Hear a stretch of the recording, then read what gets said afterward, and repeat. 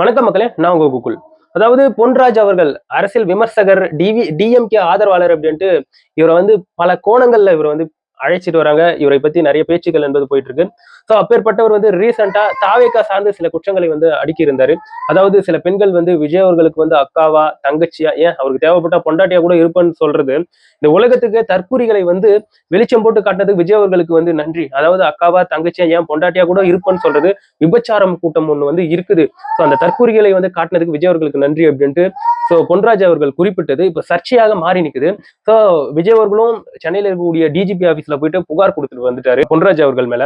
So இந்த சூழ்நிலையில தமிழ்நாட்டில் இருக்கக்கூடிய இந்த தாவேகாவை சார்ந்திருக்கக்கூடிய தொண்டர்கள், அந்த ரசிகைகள் எல்லாருமே அங்கங்க ரீஜனல்ல இருக்கக்கூடிய அவங்களுடைய ரீஜன்ல இருக்கக்கூடிய போலீஸ் ஸ்டேஷன்ல வந்து புகார் கொடுத்த வண்ணம் இருந்துகிட்டு இருக்காங்க.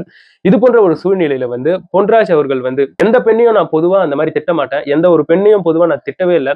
ஸோ காயம் பட்டிருக்கக்கூடிய பெண்ணுக்கு என்னுடைய மன்னிப்பு அப்படின்ற மாதிரி அவர் வந்து சில ஸ்டேட்மெண்ட் விட்டுருக்காரு. அதுக்கு முன்னாடி வந்து விஜய் அவர்கள் கிட்ட சில கொஸ்டின்ஸ் வேற அவர் வந்து அவருடைய கருத்துக்களை வந்து சோசியல் மீடியா பக்கத்துல வந்து போட்டிருக்காரு. அதுல அவர் என்ன பேசியிருக்காருன்னா, அதாவது சில பெண்கள் வந்து உங்களை வந்து இதுக்கு முன்னாடி வந்து அக்காவா, தங்கச்சியா, ஏன் தேவைப்பட்ட பொண்டாட்டியா கூட இருப்பேன்னு சொன்னாங்க இல்லையா, சில கருத்துக்கள் வந்துச்சு இல்லையா, அப்போ வந்து நீங்க உங்களுடைய இந்த கண்டனங்களை வந்து பதிவு பண்ணிருக்கணும்ல, இந்த மாதிரிலாம் பேசாதீங்க அப்படின்ட்டு கண்டனங்களை வந்து பதிவு பண்ணிருக்கணும்ல அப்படின்ட்டு ஒரு பாணியில பொன்ராஜ் அவர்கள் வந்து கொஸ்டின் எழுப்பி அவர் வந்து அதற்கான ஒரு மன்னிப்பை வர வந்து கேட்டிருக்காரு.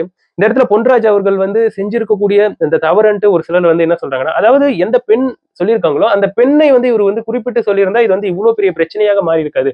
பட் ஓவராலா இவர் வந்து ஒரு டிஎம்கே ஆதரவாளர் அப்படின்ற ஒரு காரணத்துக்காகவே இவர் வந்து டிவிகே மேல வந்து வன்மத்தை கக்குறாரு. இவர் வந்து எல்லாரையும் தற்குறியன் வேற சொல்லியிருக்காரு, தற்குறி கூட்டம்னு சொல்லியிருக்காரு. இதெல்லாம் எப்படி சொல்லலாம்? இங்க இருக்கவங்க எல்லாம் தற்குறி கூட்டமா இருந்துகிட்டு இருக்காங்க.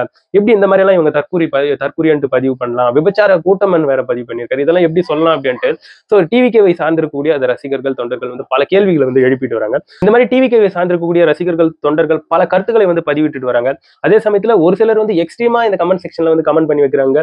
அப்பா இவர் இந்த மாதிரி பேசுறது டிஎம்கேக்கு வந்து பெரிய ஆபா அமைய போகுது, பெண்களை பத்தி எப்படி இவர் இந்த மாதிரி பேசலாம், ஸோ தேங்க்ஸ் பொன்ராஜ் அப்படின்ட்டு இது போன்ற கருத்துக்களும் வந்து அந்த கமெண்ட் செக்ஷன்ல வந்து பார்க்க முடியுதுங்க.